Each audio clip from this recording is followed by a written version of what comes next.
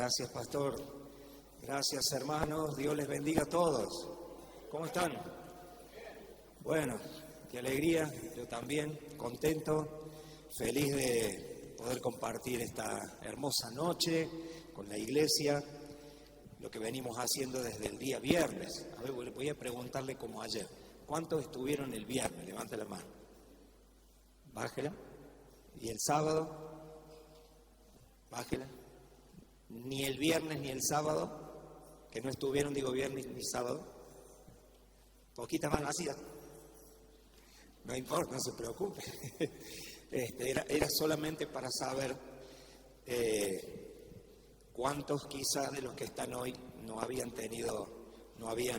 sido parte de lo que hemos estado hablando en estos 2 días anteriores, y con la ayuda del Señor vamos a estar culminando.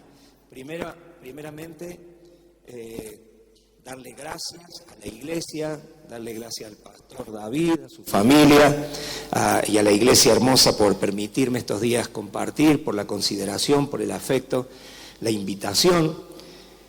Una invitación que la tuve que pensar 2 veces, le voy a ser sincero, porque el año pasado, no recuerdo, más o menos como en noviembre creo, me habla el pastor y me dice: Pastor Máximo, mire, quiero invitarlo para que podamos hacer unos días, una especie de seminario, de escuela, de enseñanza, sobre la venida de Cristo y los tiempos finales y las señales.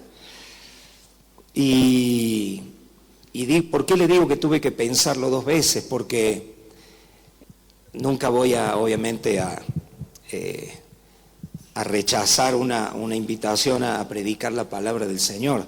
Lo que me estoy refiriendo es que cuando uno se propone a hablar de estos temas, o una iglesia se dispone a aprender o escuchar enseñanzas de este tipo de cosas, no es fácil. El tema no es sencillo.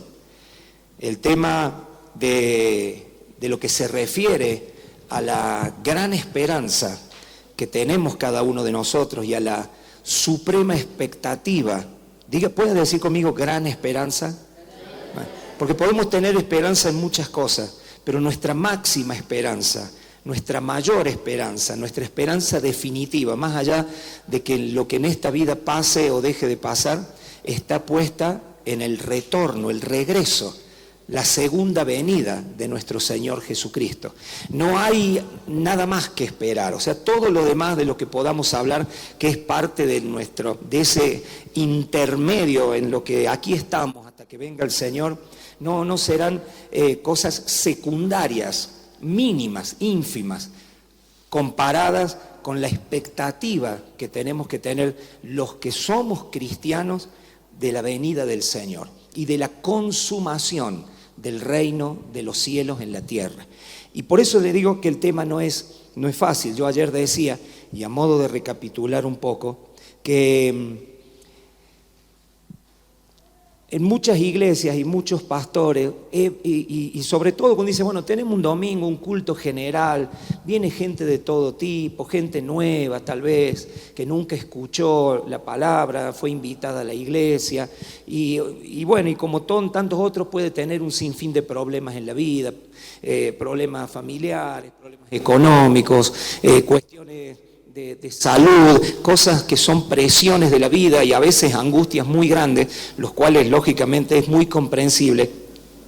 Entonces siempre el pastor, el predicador, los líderes, vamos detrás de esas necesidades de las personas, ¿no? Queremos tener una palabra de aliento para todos, queremos que todos se sientan bien, queremos que todos entiendan, queremos que todos se sanen, queremos que todos sean libres, queremos que todos prosperen, queremos que todos sean felices. Eso es lo que quiere cualquier pastor.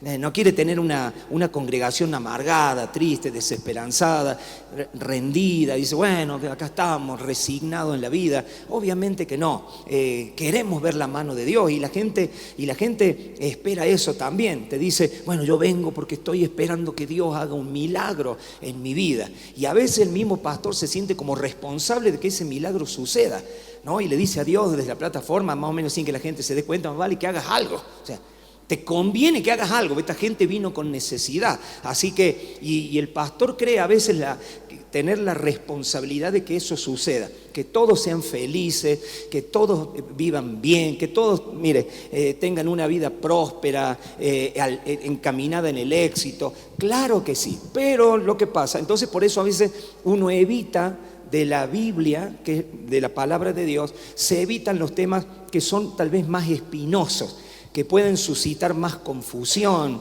que tal vez como son, cuando hablamos de la escatología, de el fin de todas las cosas, el fin del mundo o el día del juicio, la venida de Cristo, uno piensa, pastores, mire, esas cosas están tan allá, tan lejos, tan en el futuro, tan distante, que no me puedo ocupar de eso justamente ahora. Ahora tengo otros problemas, usted sabe, tengo problemas en mi casa, una mujer dice, tengo problemas con mi marido, el hombre dice, tengo problemas con mi esposa, los padres dicen, tenemos problemas con los hijos dicen, tenemos problemas con mis padres. Entonces, hay tantas cosas, tenemos problemas económicos, el dinero no alcanza, me quedé sin trabajo, y uno dice, bueno, pero deje eso para otro momento.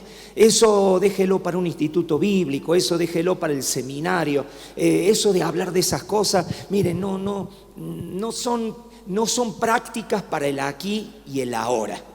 Ese es el pensamiento común, ese es el pensamiento dominante de la iglesia, que estas cosas, las últimas cosas o la doctrina de las últimas cosas, prediquémosle a lo último que se pueda.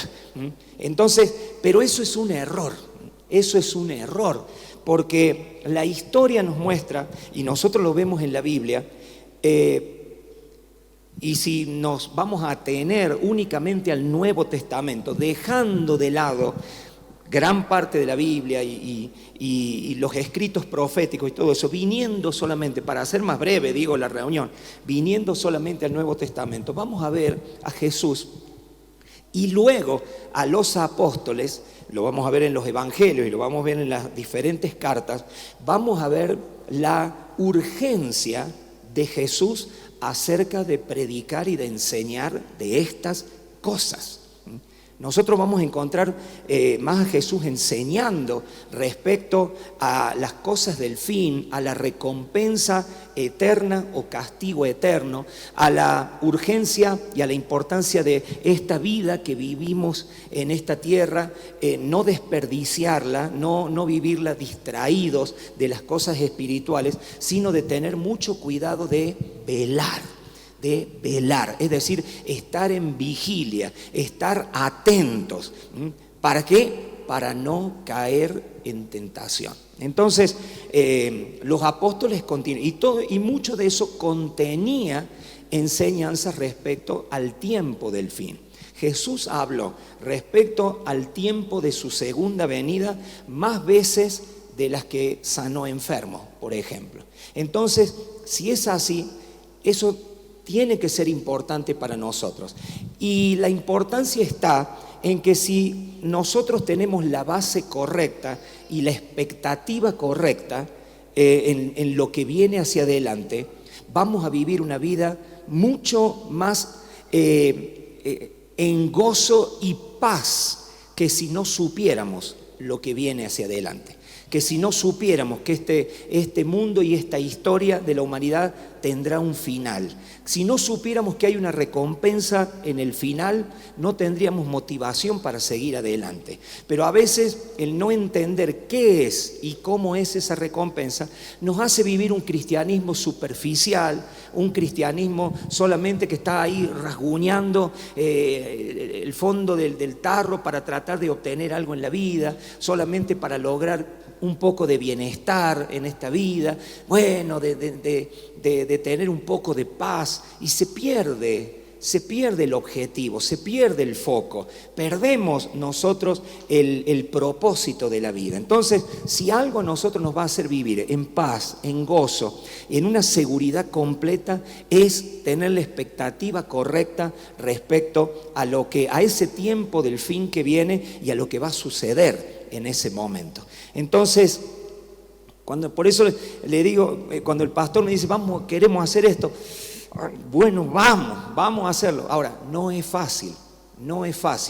Uno a veces no sabe qué es lo que sabe la otra gente que está delante, qué es lo que cree, cómo lo cree, y a veces son planteos que pueden resultar confusos, pero eso no quiere decir que debamos evitarlos de todos modos. En la iglesia primitiva, miren, no había seminarios bíblicos, no había institutos bíblicos ni universidades teológicas, era un solo discipulado. Y todos los que creían, todos los que recibían a Jesús, dice la Biblia, eran bautizados y se añadían a la iglesia. Ahí nomás no había todo lo que hoy tenemos, no sabemos cómo hacer para retener uno en la iglesia. Bueno, en ese tiempo recibían el mensaje, creían, se arrepentían de sus pecados, le pedían perdón a Dios, se bautizaban y eran añadidos a la iglesia. Todo en la misma reunión.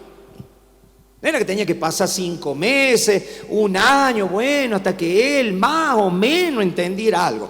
Todo pasaba en la misma reunión. En la misma reunión que creía era lleno del Espíritu Santo, en la misma reunión que era justificado, regenerado, y empezaba el proceso de santificación en su vida, empezaba a ser testigo de Cristo, empezaba a predicar el Evangelio y empezaba a dar testimonio a otros, todo en el mismo día. Todo en el mismo día. Eso lo leemos en la Biblia. Y se añadían a la iglesia. No había que andar rogándole, andar buscándolos, ni andar ofreciéndoles que bueno, que después te vamos a dar de comer, te regalamos sándwich de milanesa, choripanes, que después te damos esto, te damos regalitos, te hacemos esto, te hacemos lo otro. No había que decir nada de eso. Hoy, mire, para que venga uno de nuevo a la iglesia, hay que hacer, no sabemos ya qué hacer. ¿A qué se deberá eso? ¿Sabe qué? A que se ha perdido la perspectiva de las cosas y el enfoque que debe tener la iglesia. Entonces, por eso es un gran desafío. Y yo espero, y ha sido mi oración, que estos días, que ha sido todo un tema de introducción, porque de ninguna manera vamos a pretender haber dado un gran pantallazo de estos temas, sino de introducción, y que produzca en usted el interés a que usted continúe. Usted continúe buscando, usted continúe estudiando, usted se continúe interesando sobre el tema y continúe profundizando en su vida con Dios, en la oración y sobre todas las cosas en escudriñar la Biblia, la palabra del Señor. Amén. Así que yo espero, ya como que me estoy despidiendo de estos días tan hermosos que he pasado aquí, es mi oración que después que yo me vaya aquí a usted le quede algo que le pique por dentro y dice, yo quiero saber más de esto. Ahora le tengo que advertir que va a tener que tener mucho cuidado de a la fuente donde usted va a buscar. ¿Por qué? Porque va a encontrar de todo y en algunos casos va a terminar más perdido de lo que estaba antes. Por eso hay que tener cuidado. Hoy parece haber mucha oferta que se habla por ahí, pero hay que tener cuidado. Ayer dijimos que una de las señales de los últimos tiempos iba a ser justamente, y Jesús lo dijo y los apóstoles lo repitieron, la proliferación de enseñanzas falsas con respecto al evangelio, a la doctrina, a las enseñanzas de Jesús. Iba a haber una proliferación de falsos maestros y de falsos profetas también en medio de la iglesia. Pero también dice la Biblia que muchos iban a ir detrás de esos falsos maestros y de falsos profetas. Y eso es una señal también de los últimos tiempos. Otra cosa que dijimos fue que cuando hablamos, la Biblia habla de los últimos tiempos o el tiempo postrero, que son las formas en que se menciona en la Biblia. ¿A qué tiempo se refiere la Biblia cuando dice los últimos tiempos? Los últimos tiempos es algo que está en el futuro, allá no sabemos cuándo o a qué se refiere. Bueno, sepa usted que cuando en la Biblia se habla, en el Nuevo Testamento sobre todo, en los últimos tiempos son los tiempos que estamos viviendo. Son los tiempos que abarcan desde la primera venida de Jesús, con el mensaje de salvación, con la oferta de la gracia para todo aquel que crea y sea salvo, desde su primera venida en carne, naciendo en ese pesebre, hasta el momento de la segunda venida, que lo único certero, lo único que podemos saber con certeza de la segunda venida es que nadie sabe cuándo va a ser. Eso la tenemos claro. Eso lo sabemos 100%. ¿Cuándo va a venir el Señor? ¿Cuándo? No lo podemos saber.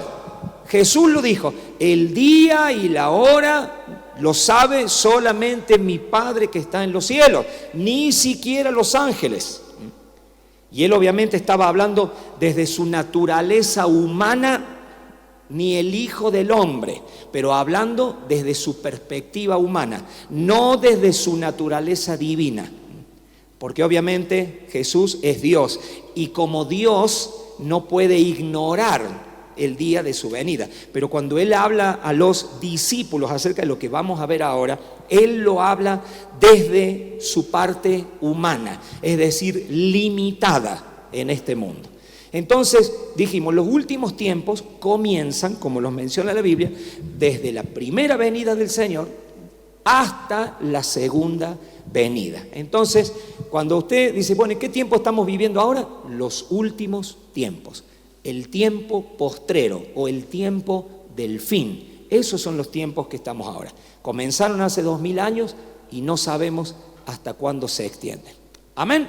Eso está claro porque eso lo dice la Biblia, no necesita ninguna interpretación al respecto. Lo otro que hablamos en el día de ayer tiene que ver con el reino de Dios. Yo lamento no tener el tiempo porque es un tema muy rico, muy hermoso y es algo, mire, que cuando usted entiende esto te cambia la vida.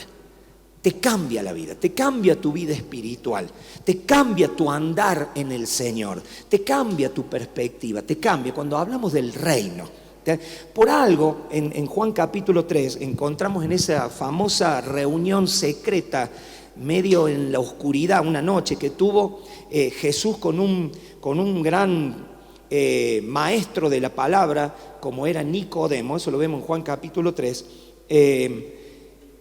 Jesús le dice a Nicodemo, mire que Nicodemo era un conocedor de la palabra, era un maestro de la ley, era un hombre, obviamente, de la ley de Moisés, me estoy refiriendo, de la palabra del Antiguo Testamento y de los profetas. Él vino con preguntas de no entender ciertas cosas. Y la explicación de Jesús fue, mira Nicodemo, lo que vos no entiendes no te lo puedo explicar. Lo tienes que ver. El problema es que para ver el reino de Dios hay que nacer de nuevo. No es que leas un libro, es que nazcas de nuevo. Entonces le dijo esas palabras justamente, de cierto te digo, que el que no naciere de nuevo no puede ver el reino de Dios. Y ahí está, ¿a dónde lo tengo que ver? Al Señor Jesús en una oportunidad vinieron los fariseos, que ya voy a ir a eso, en Lucas capítulo 17, y le preguntaron, ¿cuándo va a venir el reino de Dios? Le preguntaron los fariseos. La respuesta de Jesús fue la siguiente. Vamos a leerlo. No quiero parafrasearlo, quiero que lo leamos. Después me presento, después le digo que me llamo Máximo Pérez Rosa, soy de Córdoba, la iglesia Cita con la Vida. Después le cuento todo eso. Mire, venga Lucas capítulo 17, ahí sí creo que me van a ayudar con la pantalla.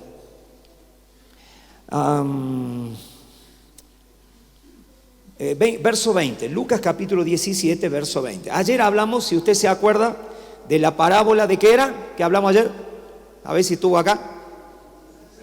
Del trigo y de la cizaña. ¿Le quedó claro quién era la buena semilla? ¿Quién era la cizaña? ¿Cuál era el campo? ¿Quién era el rey? ¿Cómo iba a terminar la historia? ¿Le quedó claro? Es una explicación muy sintética e impresionante que dio Jesús con una parábola. ¿Cómo es el reino? Ahora mire lo que dice el verso 20, Lucas 17. Preguntado por los fariseos, ¿cuándo había de venir el reino de Dios? Quiere decir que los judíos hasta ese momento tenían un concepto del reino de Dios obviamente diferente al que Jesús había venido a enseñar.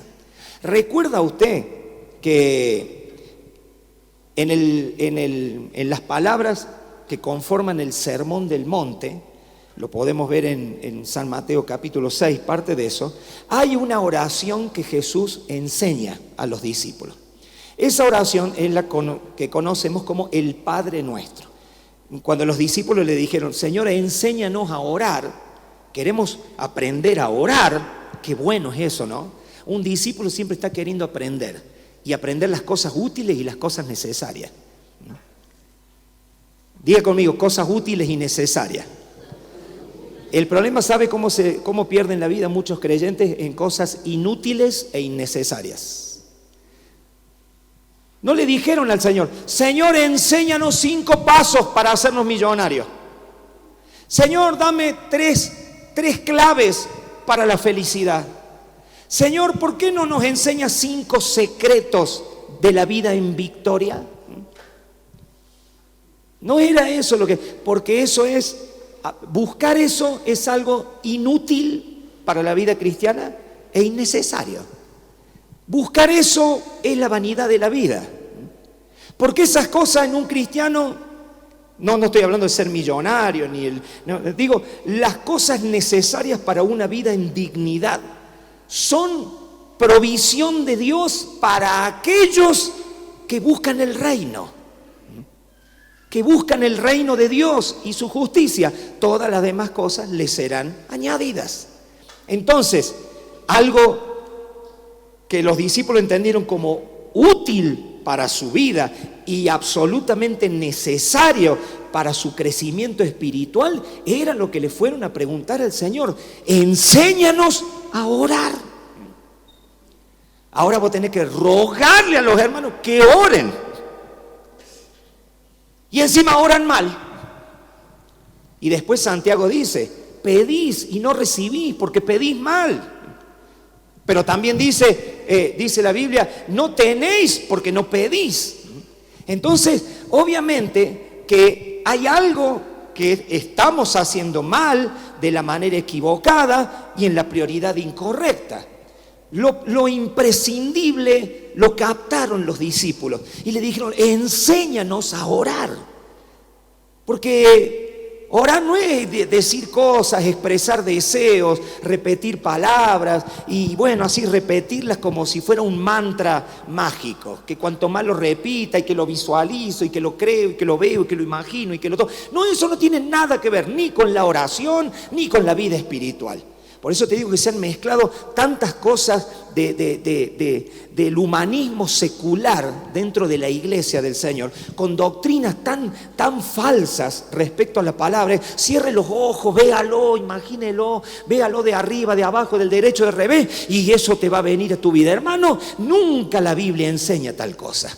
La Biblia te habla de la oración, la Biblia te habla del ayuno, la Biblia te habla de la consagración, la Biblia te habla de buscar al Señor, la Biblia te habla de la integridad, la Biblia te habla, mire, del servicio, de eso te habla la Biblia.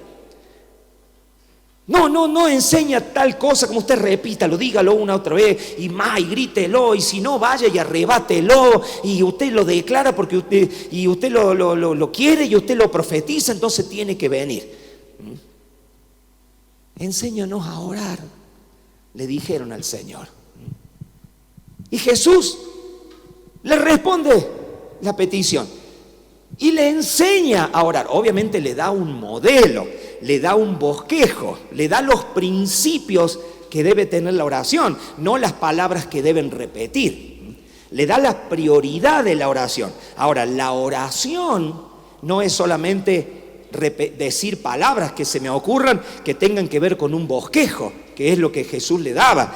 Obviamente si la motivación es incorrecta, nada iba a suceder por más que se orara. Si no había fe en el corazón, pues nada iba a suceder. Si uno no creía en lo que estaba orando, pues nada iba a suceder. Entonces queda claro que la oración nada tiene que ver con palabras solamente, aunque las palabras son necesarias. Ahora Jesús le responde y le dice, bueno, entonces ustedes orarán así: Padre nuestro que estás en los cielos, santificado sea tu nombre, venga a nosotros tu reino. Eso estaba en el comienzo de la oración. Después de glorificar el nombre de Dios, lo primero que debían pedir: en lo que debían enfocarse. Lo que debía ser prioridad en la oración era el reino de Dios. Ahora, en esa oración, el reino de Dios se presentaba como algo que se pide, y si se pide es porque no está, ¿verdad? Si se pide algo es porque no se tiene. Si se está pidiendo algo es porque no está sucediendo. Entonces, venga a nosotros tu reino. El problema es que si no hemos entendido lo que viene después, es el punto. Porque hasta hoy hay muchos que dicen, Señor, que venga tu reino, que venga tu reino, que venga tu reino. Y el Señor le podría preguntar, ¿qué parte de Él? Tiene que ser más específico.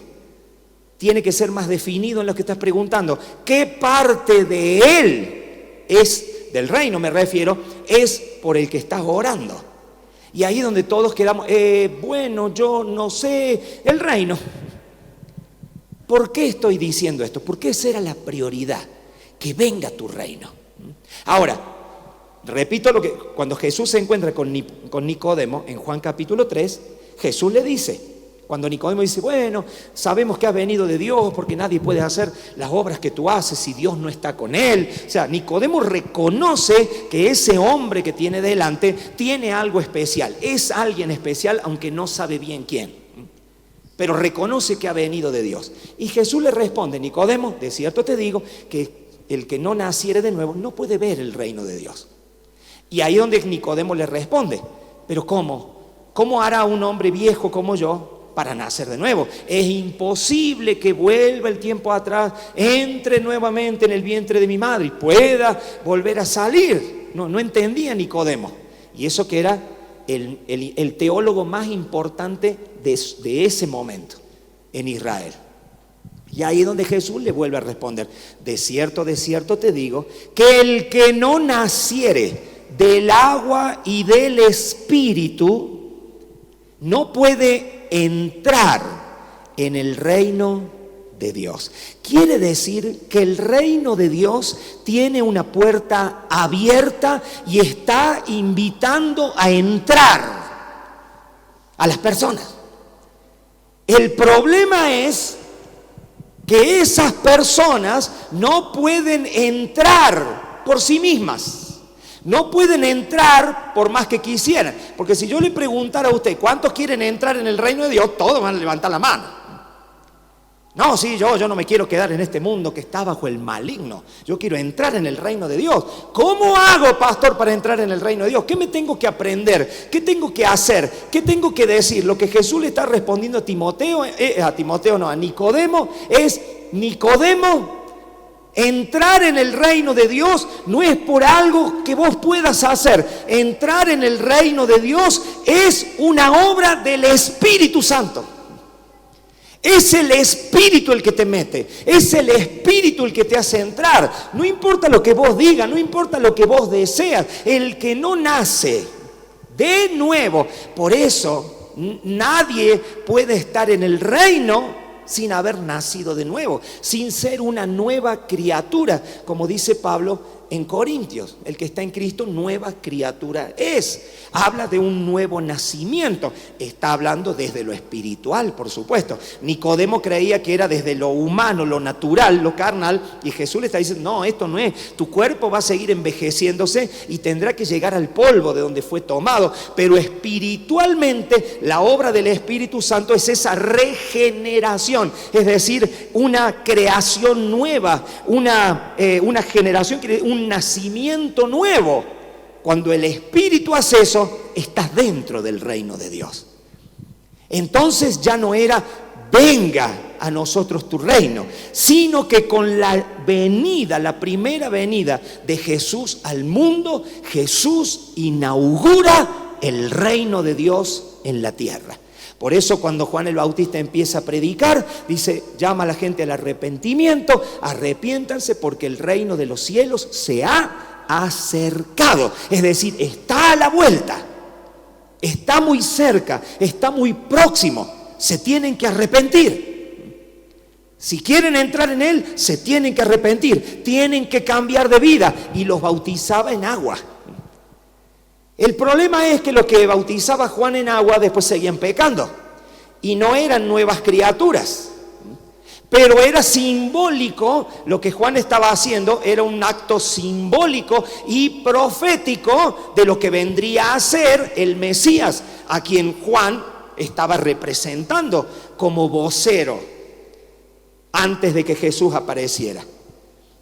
Por eso Juan bautizaba con agua, pero la Biblia dice después que los creyentes serían bautizados en el Espíritu Santo.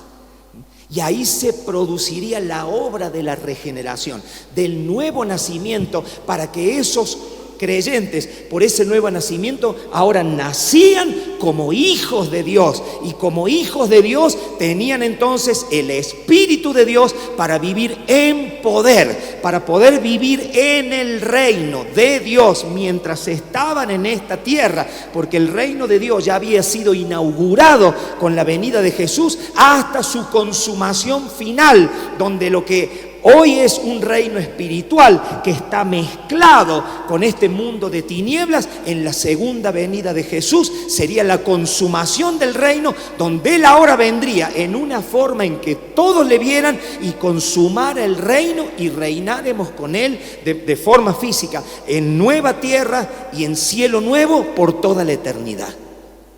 ¿Me va siguiendo? Todo eso, mire, es introducciones y un poco lo que ya había dicho, pero esto es importante entenderlo.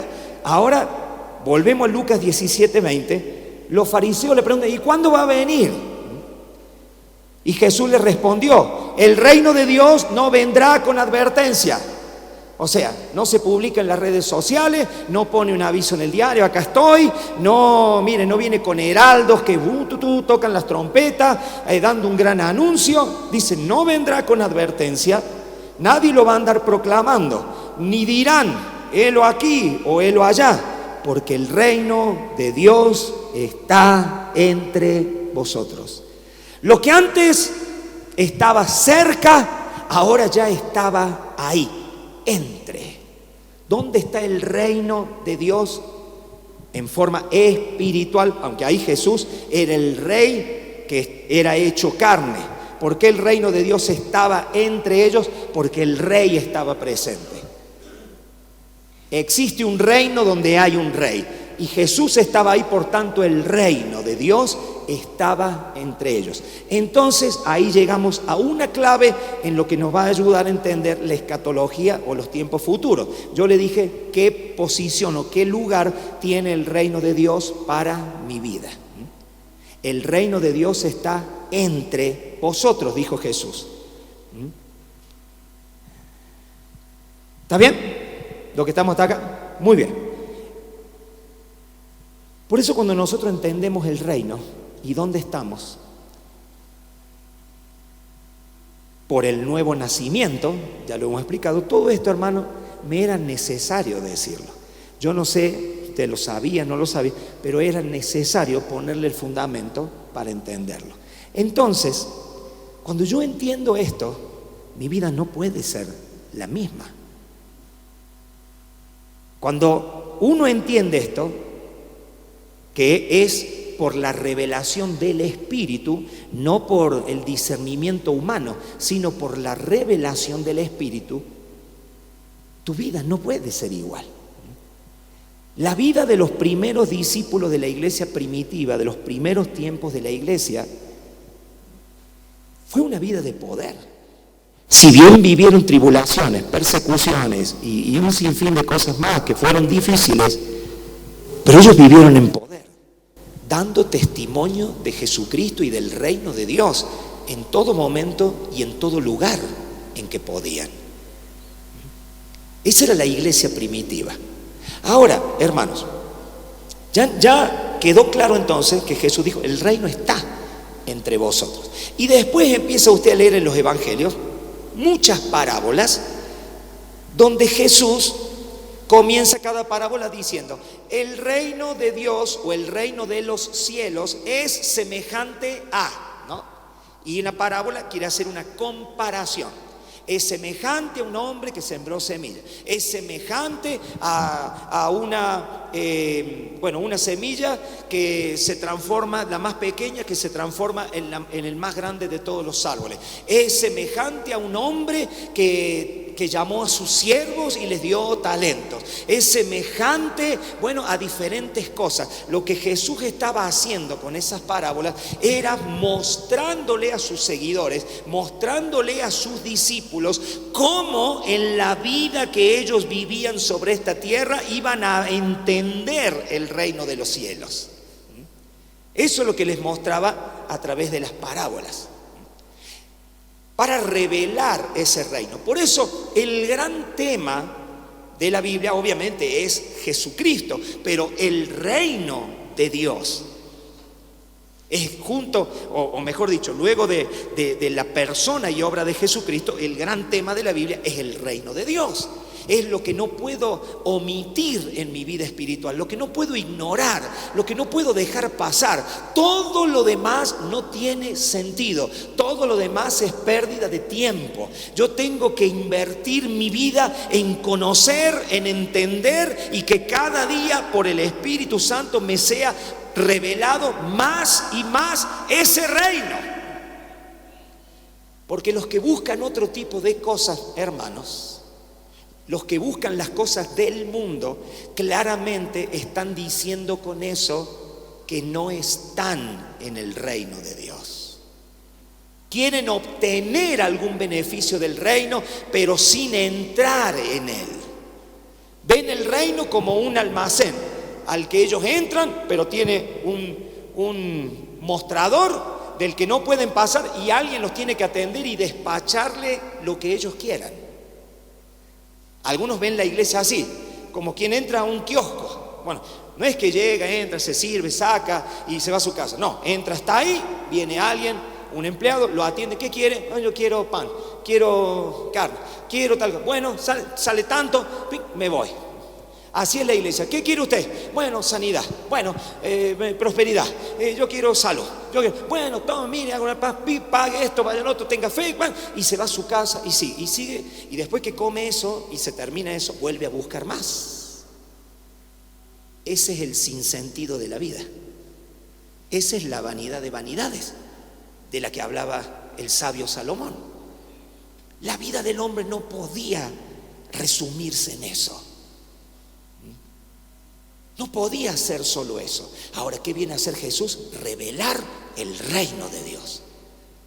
Entonces, cuando uno está en el reino de Dios, las cosas del Padre las tiene el Hijo. Todo lo que el Padre tiene se lo ha entregado al Hijo. Por eso usted tiene la parábola del Hijo pródigo. Cuando el hijo pródigo vuelve después de haber malgastado todo y el padre lo recibe también y le prepara un gran asado, el otro hijo mayor que se había quedado dice: a mí nunca me diste nada y a este le haces un fiestón y yo acá sirvo, trabajo, vengo a la iglesia, doy la ofrenda, canto las canciones, me pongo a servir, ando, a mí nunca me has dado nada. ¿Qué le dijo el padre? Hijo, ¿por qué te enojas? ¿Qué querías? Si todo lo mío es tuyo. ¿Se da cuenta que ahí tiene usted lo que representa una persona que no entiende su lugar, su posición, que no entiende lo que tiene en el Señor? Siempre mendigan, siempre esperando que le den, y cuando no le dan, entonces se enojan, porque para ellos la iglesia es la casa de Dios, pero no es la casa de ellos. Si para vos la iglesia es la casa de Dios, pero no es tu casa, entonces vos sos alguien que está afuera y que viene a tratar de sacar algo, de beneficiarse de alguna manera, pero vos estás afuera. O sea, venís los domingos, perdón, yo no quiero ofender a nadie, pero a ver, si yo le puedo le puedo sacar algún diablito así de la cabeza, déjeme, me lo va a agradecer después. Todos decimos la iglesia, es la casa de Dios, es la casa de Dios. Claro que es la casa de Dios. Ahora, la casa de tu padre terrenal me refiero, o la casa de tus padres, ¿qué acaso no es tu casa? ¿Sí o no? O sea, ¿vos tenés padres? Cuando vos te vas de acá, decís, ¿me voy a la casa de mis padres o me voy a mi casa? ¿Cómo? O sea, ¿no es tu casa? No, ya sé, tu papá tiene la escritura, está a nombre de él. Bueno, usted me entendió, ¿verdad? Es tu casa. La compró tu papá, la pagó tu papá, está a nombre de tu papá, él es el dueño, pero vos decís, es mi casa. Después harás tu vida, harás tu casa y tendrás hijos y será la casa de ellos. Obviamente, pero hay un sentido de pertenencia, hay una familia. Es mi casa. Por más que el que manda es mi papá, no mando yo en mi casa. Como niño, eso es lo que se refería a ella. Yo no mando en mi casa manda mi papá, mi mamá, pero en mi casa. Obviamente porque hay una autoridad. En el reino de Dios igual, es mi casa, pero no mando yo. Manda mi padre, yo obedezco a mi padre y más vale que obedezca. Sino que le hacen los padres a los hijos que no obedecen. O sea, es muy sencillo entender el tema. Por eso es donde estoy yo posicionado. ¿Quién soy yo entonces?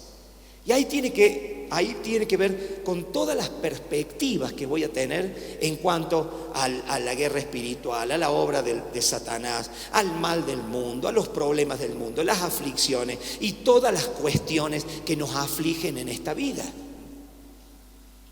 Entonces, diga conmigo, el reino de Dios está aquí. Aunque es un reino espiritual, no visible. Por eso nosotros estamos en el espíritu, porque este cuerpo pertenece todavía al mundo. Por eso el mundo lo va a terminar consumiendo. Pero la gran esperanza es que cuando el Señor Jesucristo venga en su glorioso regreso, Él nos resucitará y nos dará un cuerpo nuevo, un cuerpo glorificado, un cuerpo tal como el que Él tuvo cuando resucitó de entre los muertos. ¿Se acuerda que cuando Jesús resucitó de entre los muertos, ni la propia María Magdalena se dio cuenta que era Él? Jesús le tuvo que decir, soy yo, María. Lloraba María Magdalena, ¿dónde lo han llevado? ¿Dónde se lo han llevado? ¿Por qué no está acá el Señor? Y Jesús le dice, soy yo, acá estoy. ¿No me reconoces? Obviamente había un ligero cambio en su apariencia, porque su cuerpo ahora estaba glorificado. Hermanos, eso es lo que nos espera en la resurrección, en la venida del Señor. Cuando seamos levantados. Mire lo que dice Primera Tesalonicenses. Primera Tesalonicenses capítulo 4, verso 13.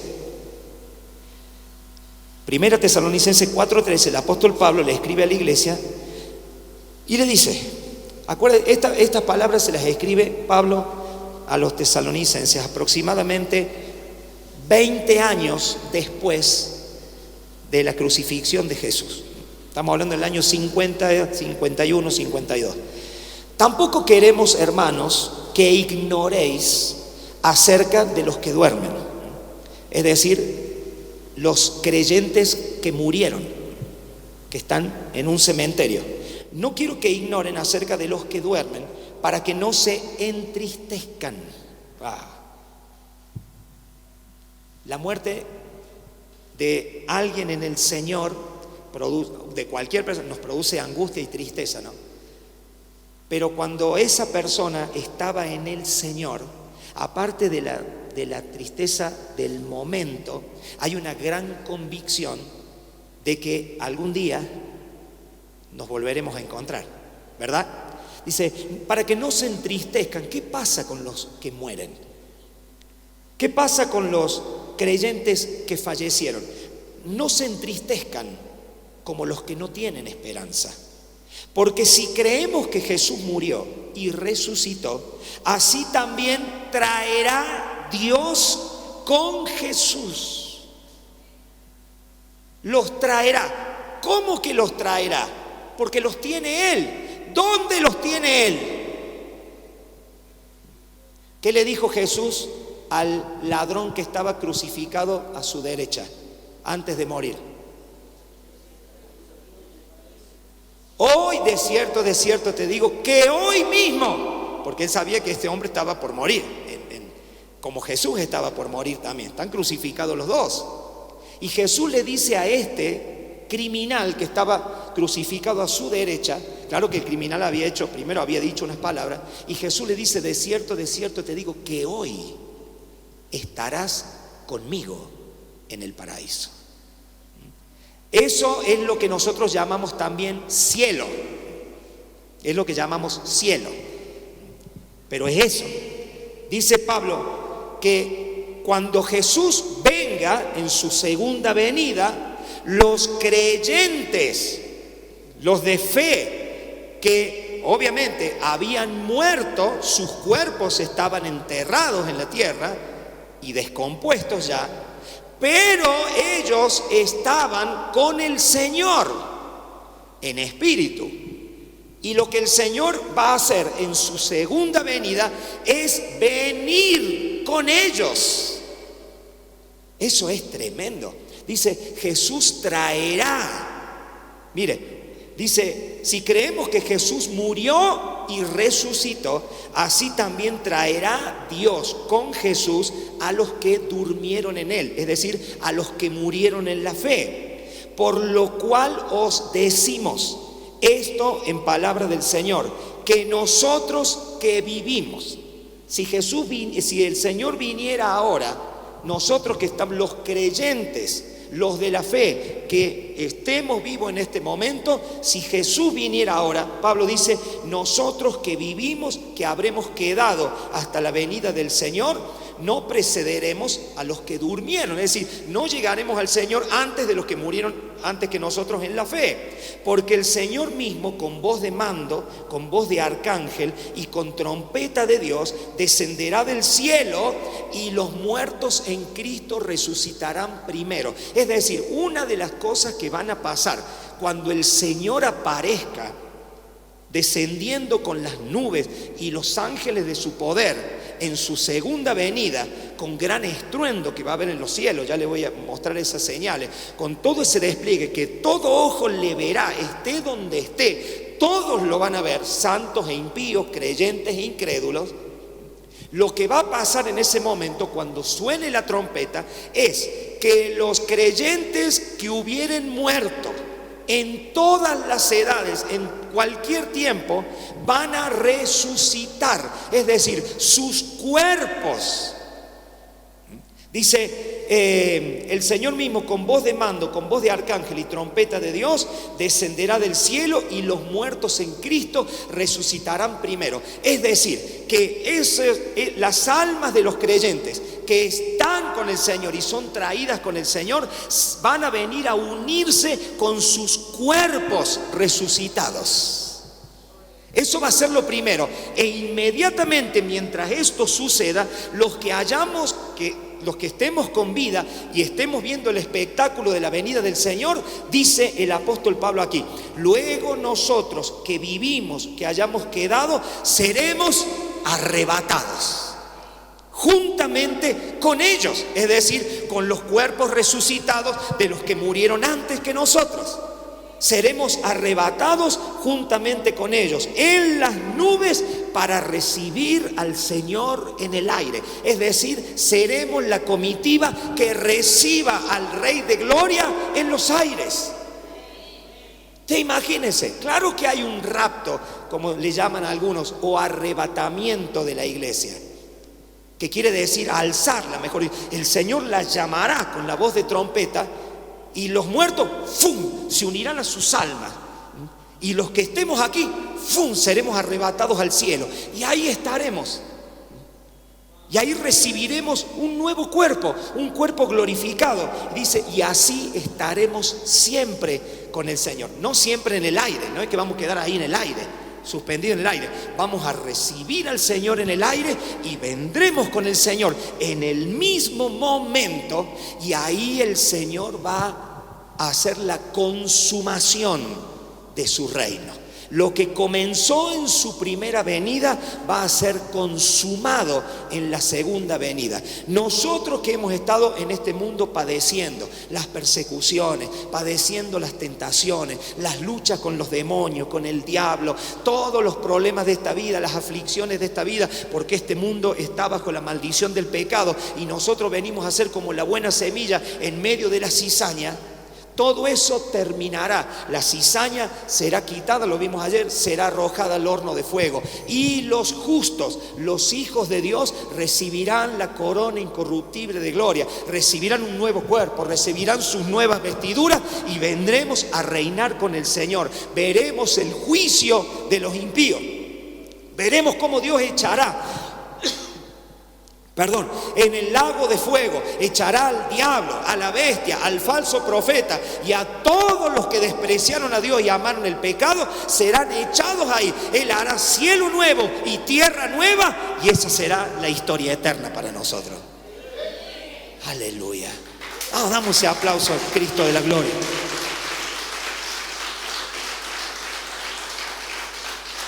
¿Por qué le cuento todo esto? Porque esa tiene que ser nuestra expectativa. Tenemos que pensar continuamente en eso. Tenemos que recordar eso cuando estés en aflicciones. Mire, como dice, sigue diciendo en el verso 17, seremos arrebatados, estaremos con el Señor en el aire, siempre con el Señor. Verso 18, por lo tanto, alentaos los unos a los otros. Pastor, ¿me da una palabra de aliento? Sí, Cristo viene.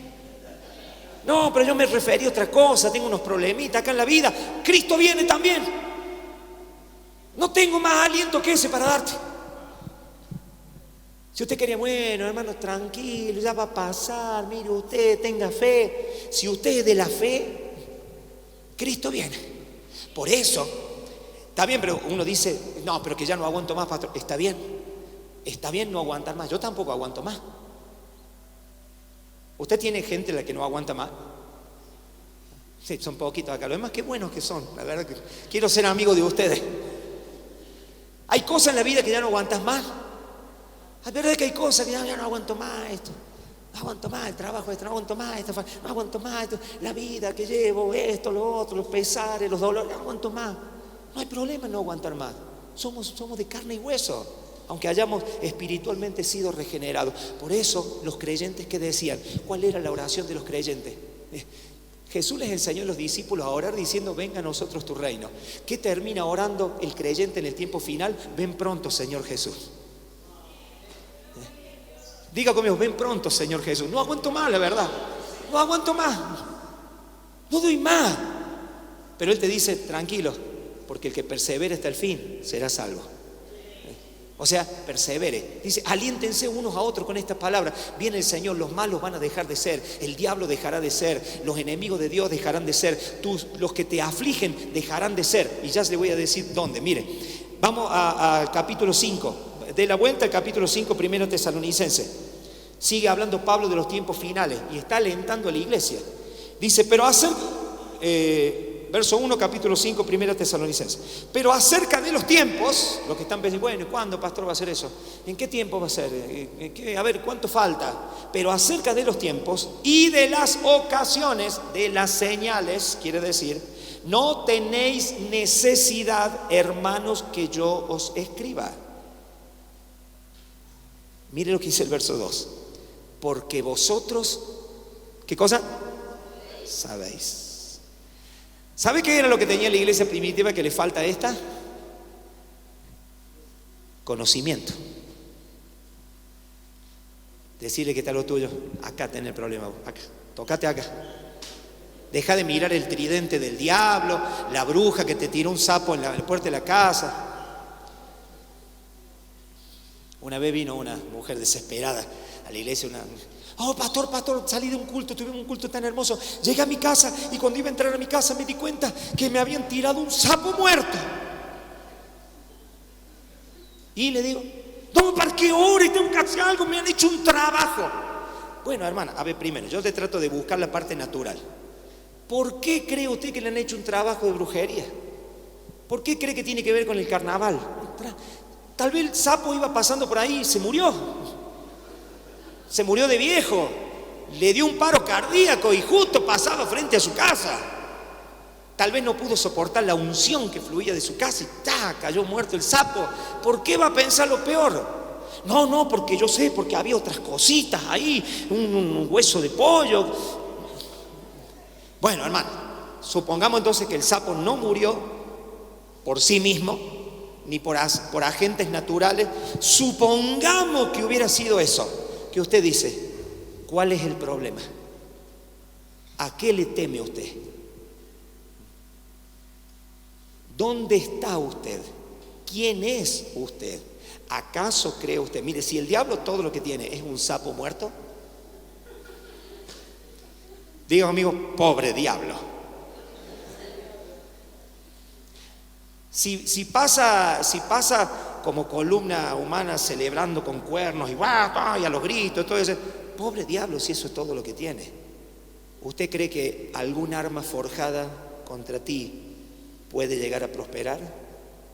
Entonces dejen de andar desesperados. Busque primeramente el reino de Dios y su justicia. Todas las demás cosas serán añadidas. ¿Qué, pastor? ¿Qué no hay que hacer guerra espiritual acaso? Una cosa es hacer guerra espiritual y otra cosa es andar asustado por un sapo muerto. Son dos cosas que hay que orar contra las tentaciones. Jesús dijo, ustedes pisarán serpientes y escorpiones. O sea, ubíquese de una buena vez. Porque de eso es lo que depende tu caminar todos los días. No ignoramos las maquinaciones del diablo, claro que las tiene, hay trampas del diablo, por eso tenemos que velar continuamente y no andar abriendo la boca así en la vida, como obviamente hay que mirar bien los pasos, velad y orad para que no caigáis en tentación. Pero ahora mire lo que va a decir Pablo.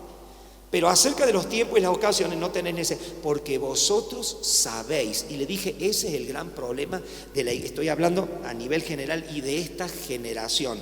Le falta conocimiento. La Biblia dice, creo que el profeta Amos, mi pueblo pereció porque le faltó conocimiento.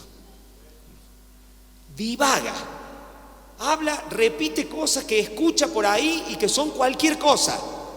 Habla el imaginario de su mente y de su corazón. Hablan lo que sueña, ¿no? Porque yo soñé que el Señor me decía, hermano, dígame lo que la Biblia dice, no lo que soñó anoche. No te fíes de lo que soñaste anoche, de lo que te dijo por ahí un profeta, de lo que te dijo fulano, de lo que te dijo mengano. No quiero decir que Dios no pueda hablarte en un sueño y que Dios no pueda enviarte una palabra profética a través de un siervo suyo. No estoy diciendo eso. Lo que tengo que decirte es que por encima de todas esas cosas, usted tiene que ser una persona de la palabra. Tiene que ser una persona del conocimiento de la palabra. No puede ignorar las cosas que no puede ignorar. Porque de eso depende tu victoria o tu derrota. Dice, porque vosotros sabéis perfectamente. Wow. Y esa palabra es espectacular, no que sabe más o menos. ¿Cómo saben? Perfectamente. Hermano, te doy una tarea para el resto del 2024. Perfecciona tu conocimiento. No, bueno, porque la Biblia dice que de tal manera amó Dios al mundo que viene un ángel y escupió para arriba. No, eso no es saber algo perfectamente. Si no termina como el Chavo del 8, ¿no? Bueno, y con los proverbios ahí que termina mezclando todo. Vosotros sabéis perfectamente que el día del Señor vendrá así como ladrón en la noche. Que cuando todos digan paz y seguridad, entonces vendrá sobre ellos destrucción repentina, como los dolores a una mujer encinta, y no escaparán. Dice, ustedes saben perfectamente, porque había un problema con la iglesia en Tesalónica. Se habían infiltrado unos falsos maestros. Jesús ya había dicho, cuídense de eso. Pablo había repetido eso, pero en Tesalónica se habían infiltrado falsos maestros que estaban enseñando una doctrina que no era la que Pablo les había enseñado con respecto a la venida del Señor. Estaban diciendo cosas como no eran. Entonces los habían confundido y estaban un poco asustados. Cuando Pablo se entera, les manda a decir, ¿cómo es que están así? Si ustedes saben perfectamente que el día del Señor, porque lo que les habían metido mal en la cabeza tenía que ver con respecto al día del Señor. Les habían dicho que el día del Señor ya había venido y ellos se habían quedado y no habían sido salvos. Entonces estaban muertos de miedo, no sabían qué hacer. Y cuando Pablo se entera, les manda estas epístolas.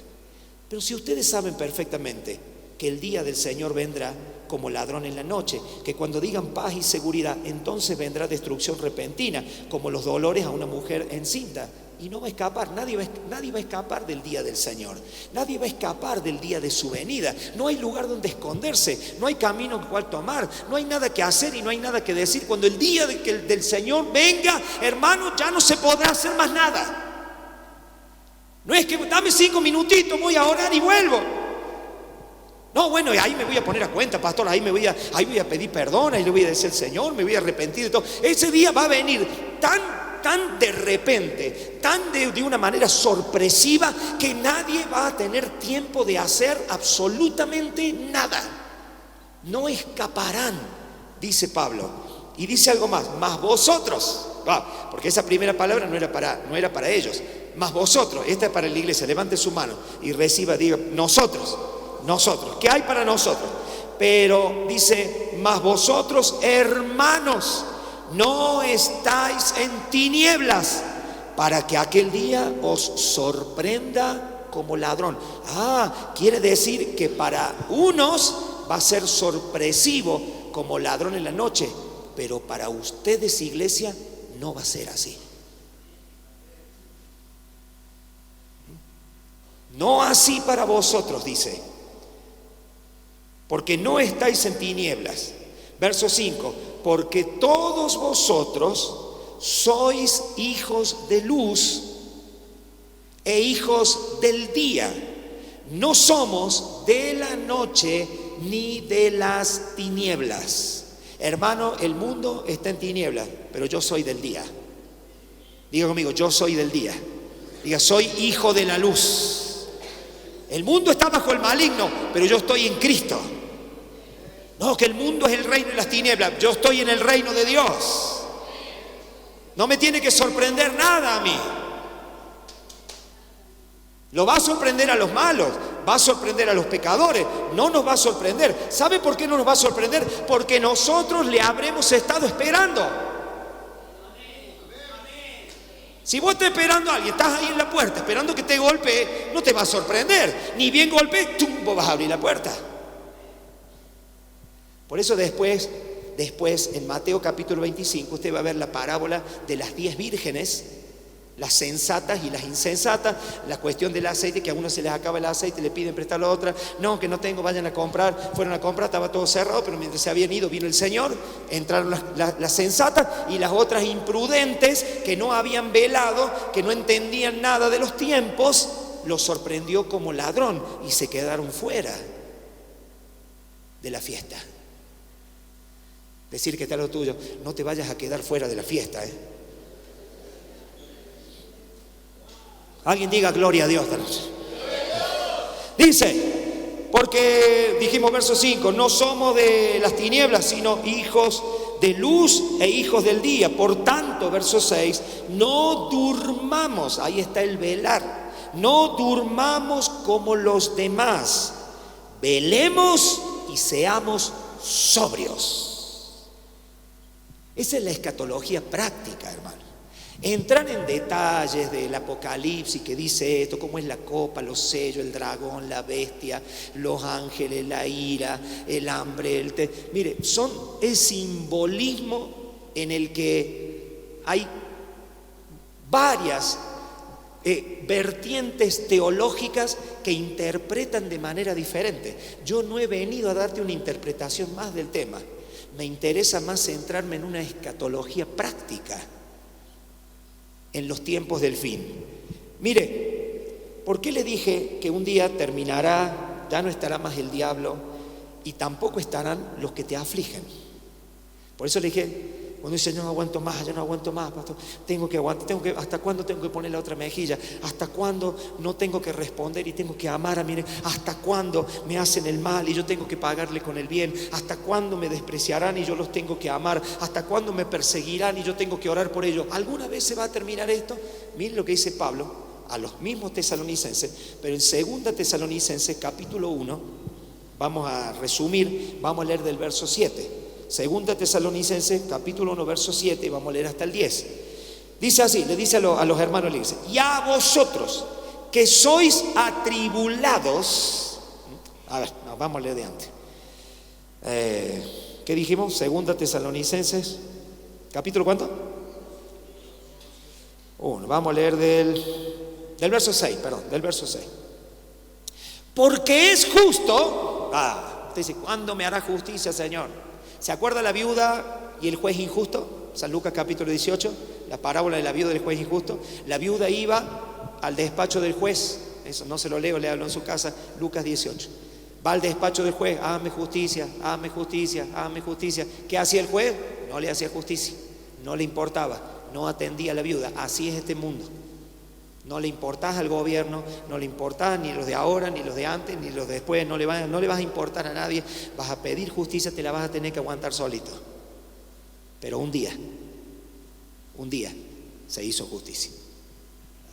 Lindo mensaje, lindo título para un mensaje. No me lo vayan a copiar, ya es mío. Y un día se hizo justicia. Qué hermoso. Qué hermoso para... Bueno, te dejo que lo predique el domingo que viene, Pastor David. Y un día se hizo justicia. ¿Vos que creías que nunca iba a llegar la justicia? Vivimos en un mundo injusto, pastor. Claro que sí. Usted no espere que el mundo sea justo. El mundo no es justo y no va a ser nunca justo, porque está en tinieblas. Pero en el reino, busca primeramente el reino de Dios y su... Porque es justo delante de Dios pagar con tribulación a los que os atribulan. Ahí es otra de las cosas que va a pasar en la segunda venida del Señor. Recuerden, ya hablamos de resurrección, ya hablamos de qué pasa con las almas de los que mueren en Cristo, dónde van y dónde están y cuándo volverán, cuándo vienen. Ya sabemos qué pasa con los que están vivos, serán arrebatados. Ya sabemos que vendrá el Señor en las nubes visiblemente, de forma estruendosa. Va a ser sorpresivo para los pecadores, pero para los que estamos esperando, vendrá el Señor, nos arrebatará, vendremos todos, estaremos así siempre con el Señor, y se va a llevar a cabo el juicio.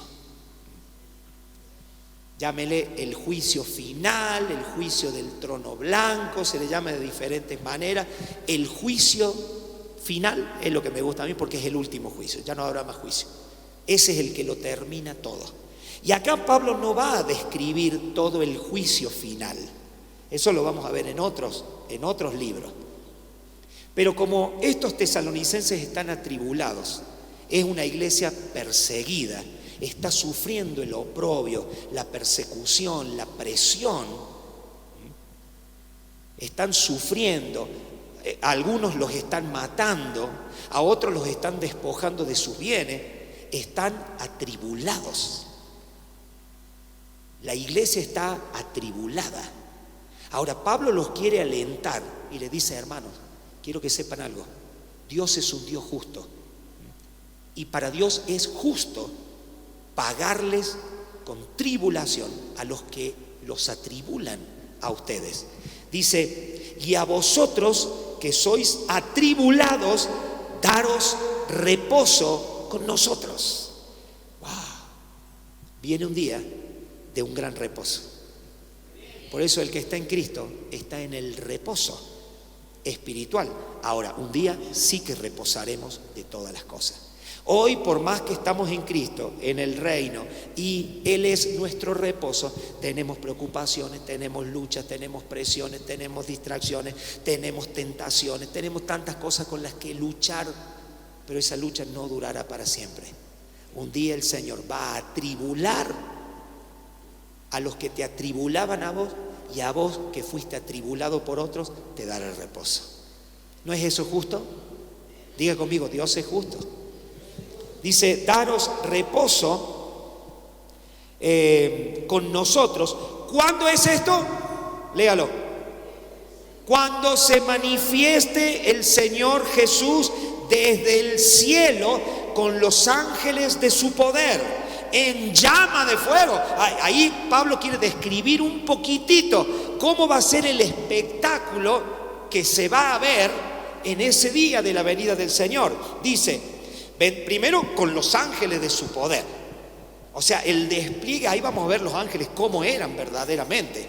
Que no eran así todos medio afeminados, ¿no? Que con dos alitas chiquitas, así con carita de nada. que no sé, no le causan miedo a nadie eso. Vendrá con los ángeles de su poder. ¡Wow! Son varones de guerra esos ángeles. Son seres poderosos.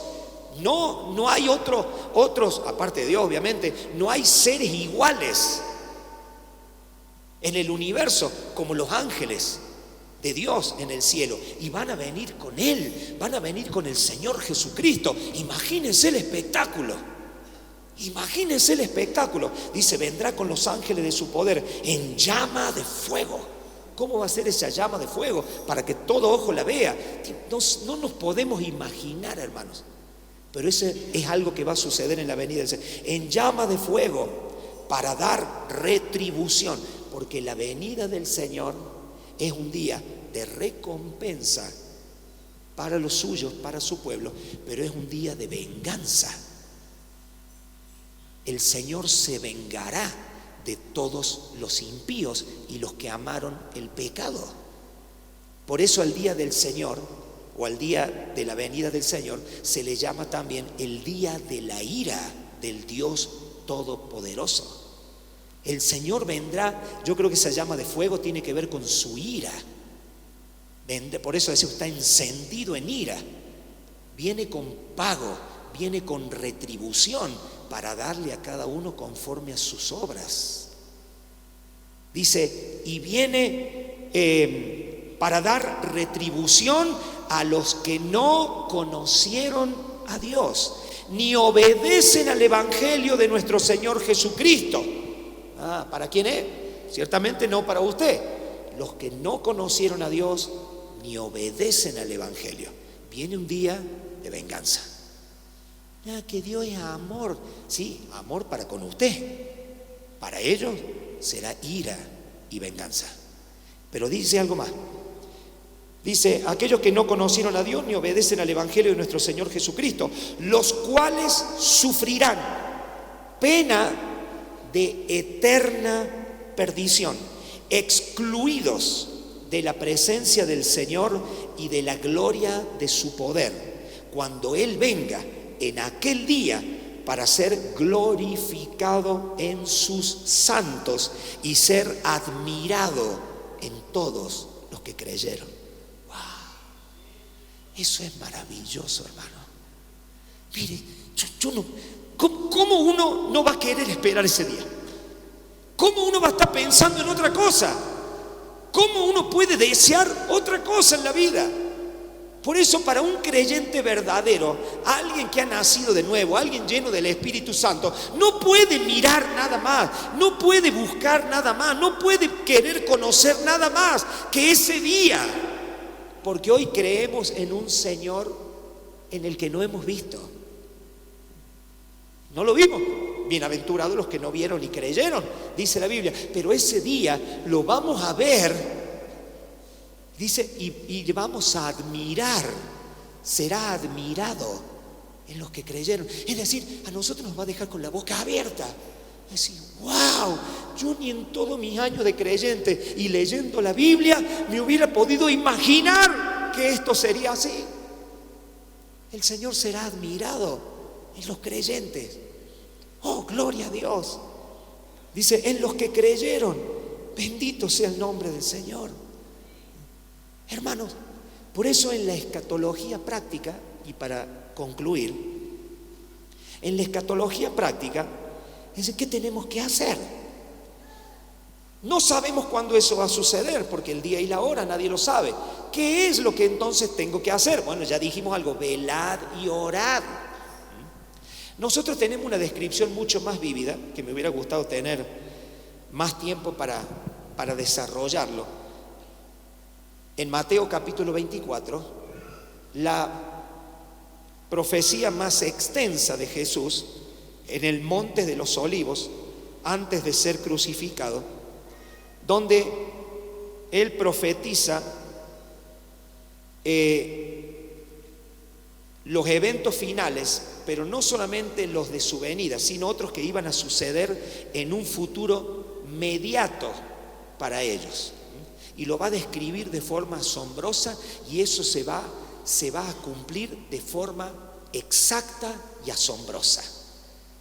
De las predicciones que hay en la Biblia, ninguna, o sea, todas se cumplieron perfectamente, pero la forma y el detalle profetizado por Jesús es impresionante cómo se cumple la parte que debía cumplirse y después deja abierta la parte que tiene que cumplirse al final.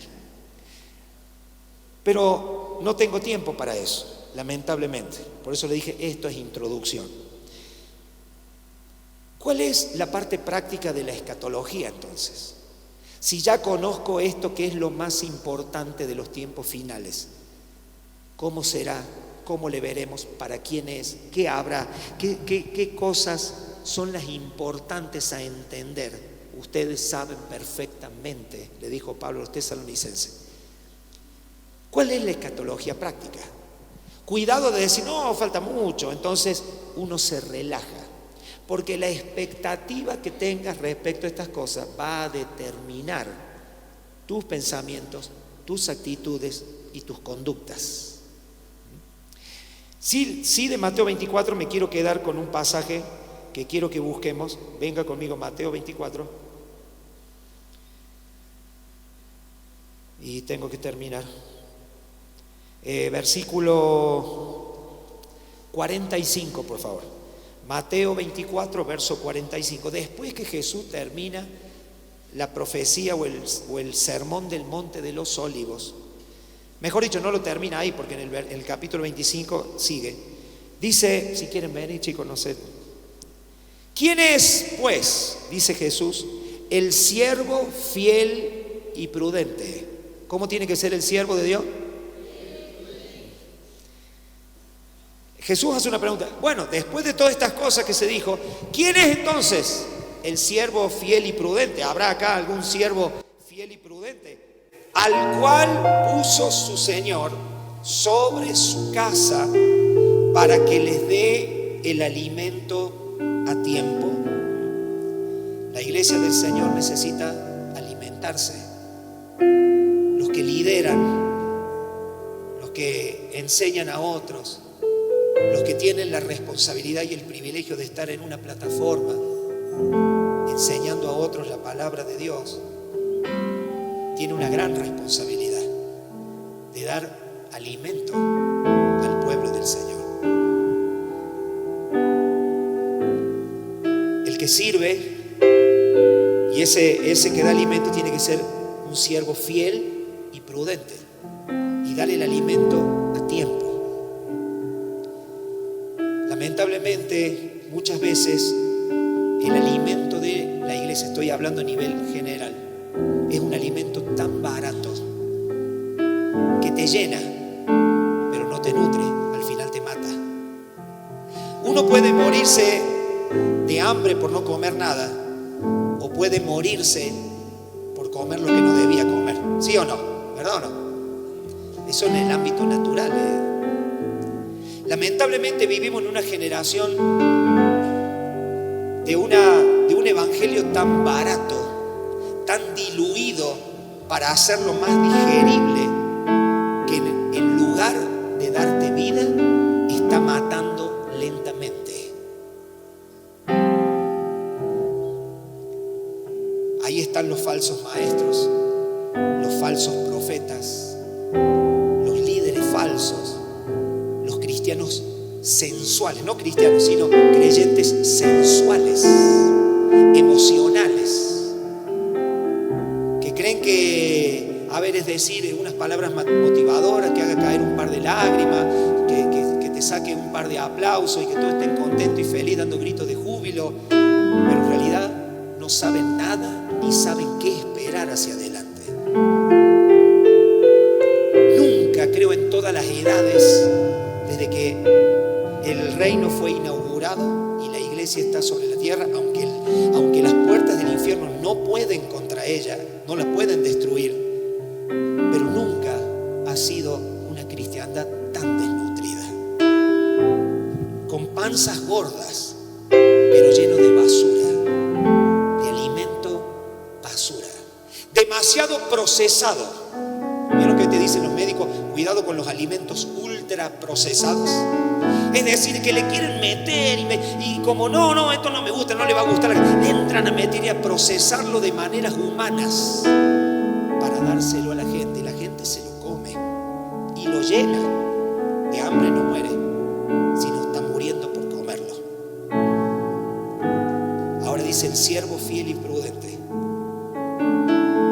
le tiene que dar el alimento. El Señor lo puso en su casa para dar el alimento a su tiempo. ¿Cuál es el alimento? Es la palabra de vida. Cuidado de hacer de esa palabra de vida algo que termina siendo tan industrializado, tan ultraprocesado, que deja de ser la palabra de Dios. Y aunque le ponen versículos y adornan las historias, en realidad dan muerte con eso, no dan vida. Dice, mire lo que dice: bienaventurado aquel siervo al cual, cuando su Señor venga, le encuentre haciendo así. Es decir, en la escatología práctica, ¿cómo debe ser mi vida? Bueno, primeramente hay 3 palabras acá. Siervo quiere decir sirviendo. Diga conmigo: servicio. Segundo, que dice fidelidad, fiel a Dios, fiel a la palabra, fiel a los principios. Tercero, prudente, no desordenado, caminando con sabiduría, caminando con prudencia, mirando bien sus pasos, no siendo de mal testimonio, no siendo causa de tropiezo para otros. Eso lo vimos ayer en la parábola del trigo y la cizaña, que los que son de tropiezo los echarán en el horno de fuego. Eso lo vimos ayer. Siervo fiel y prudente, que está en la casa, no va de visita a la casa, está en la casa. Es para alimentar a otros. Y eso no es el pastor, somos todos nosotros. No venimos a la casa para quejarnos a oído de otros, para hablar mal de los hermanos, hablar mal de los líderes, hablar mal de los pastores, hablar mal de hablar, quejarnos, despotricar y ver, ¿no? y hablar cualquier cosa, sino para que nuestras palabras sean aquellas que por la palabra de Dios sirvan de aliento a los demás.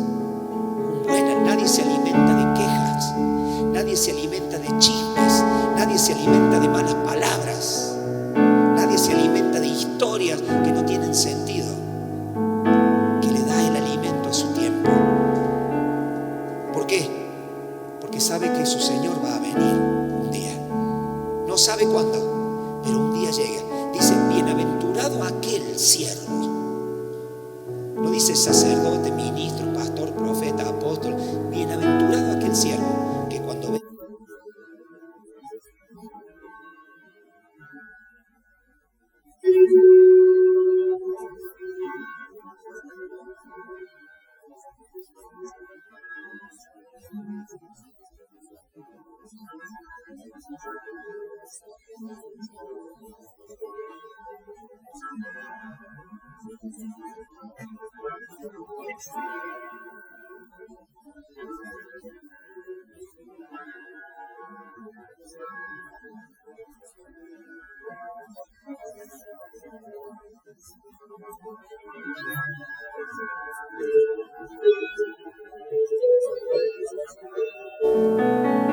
El Señor está diciendo lo mismo, en otras palabras: le pondrá sobre todos sus bienes.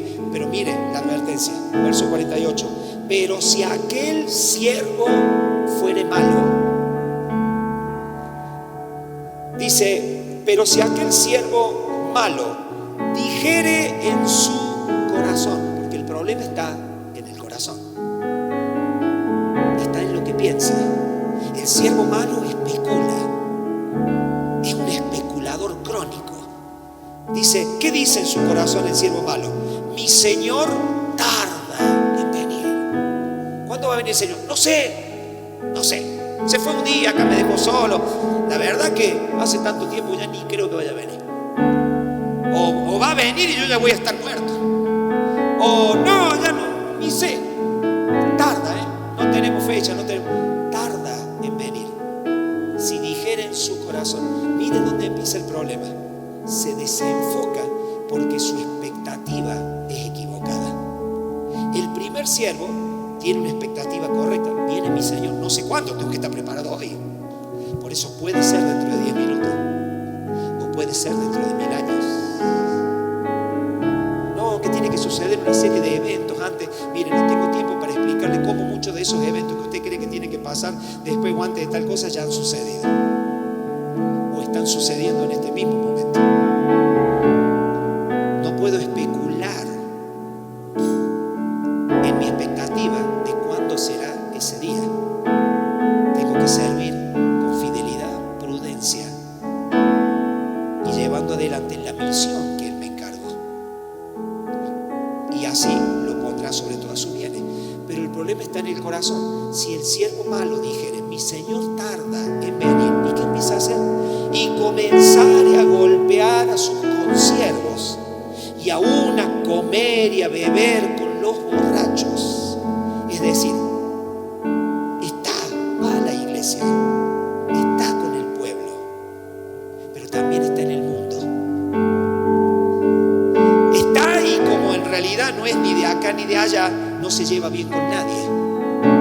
Por eso agarra a los consiervos, está peleado con todo el mundo, causa divisiones, es de tropiezo, es mal testimonio, es un chusma, se pone, pelea, se ofende, está enojado, critica.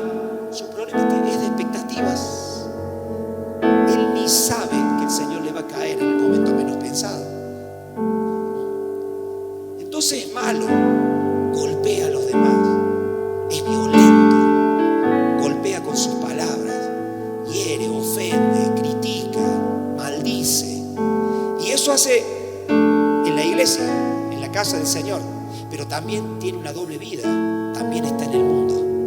Le gusta el mundo, le gusta la parranda, va de fiesta, va al boliche, se junta con los pecadores, come y bebe con ellos, se embriaga, vive una vida mundana. ¿Por qué? Porque él cree, esto de que el Señor, esto de la escatología y del tiempo final, vaya a saber.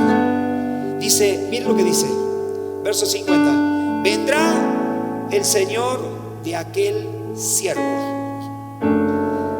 en el día que éste no espera y a la hora que no sabe.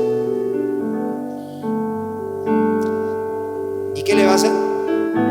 Lo castigará duramente y pondrá su parte. Es decir, al siervo bueno, fiel, prudente, lo puso sobre todos sus bienes. Al siervo malo pondrá su parte, su herencia será la de los hipócritas. Allí será el lloro y crujir de dientes. Diga conmigo, expectativas. Por eso no podemos ignorar un tema tan importante. Por eso, como cristianos, como hijos de Dios, hijos de luz, hijos del día, como hemos leído, que somos responsables del alimento que comemos. Si lo tenemos que dar, de lo que estamos dando a los que nos escuchan. Y cuando estamos en privado, del alimento que nos preparamos a nosotros mismos, cuando oramos, cuando leemos la Biblia. No es que usted viene acá que le den de comer, usted tiene que comer mañana también, ¿verdad? Ahí es donde está tu vida con Dios, ahí es donde está tu relación con Dios, ahí es donde está tu vida espiritual, tu vida de oración, tu vida devocional, ahí es donde está tu comunión con Dios. Sos responsable de prepararte tu alimento, prepararlo en la palabra, prepararlo en la oración, prepararlo escudriñando la palabra, que sepas que ese alimento te está nutriendo para la vida, no que te está engordando y enfermando, sino que te está nutriendo espiritualmente, que te hace fuerte espiritualmente, que está fortaleciendo tu fe, que está aumentando tu comunión con Dios, que está haciendo crecer tu confianza en Él. En otras palabras, que estamos creciendo espiritualmente. Son cuestiones de expectativas. Por eso, mi hermano, es la escatología práctica. El fin viene. Ahora, depende si a mí me da terror de lo que venga o esa es mi más grande esperanza, porque ya sé lo que me espera. Pastor, ¿qué? ¿Usted no se cree que no se va a equivocar en el futuro? ¿Sabe qué creo yo? Que Dios nos librará y nos guardará en Él. Eso creo. Creo que el Espíritu Santo es tan poderoso. Denle ese aplauso. Bien. Yo creo esto, que si el Espíritu de Dios está en nosotros, Él es tan poderoso, tan poderoso, tan poderoso, que no importa qué cosa pueda venir. En ese poder, la promesa de Dios es que me va a preservar del mal, me va a preservar de volverme un siervo que termine con los hipócritas. Por eso Jesús en el Padre Nuestro le enseñó a los discípulos que dijeran: líbranos del mal. Y cuando una persona desde la humildad de su corazón le pide a Dios: líbrame del mal, tenga por seguro que Dios no te va a dejar caer en las garras del mal y te va a librar de la tentación. Pero ¿sabe cómo Dios opera esas cosas? Por lo que te alimentas. Por lo que te alimentas. En el alimento está la respuesta. Un deportista cualquiera, de cualquier disciplina, sabe que no puede ir a competir si no se ha alimentado bien, si no ha desayunado, si no ha comido, y si no ha comido lo que tiene que comer para lo que esa disciplina exige. Entonces, en el alimento está la respuesta. Se dice: oh Señor, líbrame del mal. Pero usted no conoce nada, ni sabe Biblia, ni sabe principio, ni sabe lo que Dios quiere. Si no sabe nada, ¿cómo va a ser librado del mal? Por eso Pablo le dice a los tesalonicenses: hey, ustedes conocen perfectamente. Y ese conocimiento es lo que le da victoria a ustedes y le da libertad a ustedes. No tienen necesidad de que yo se los diga.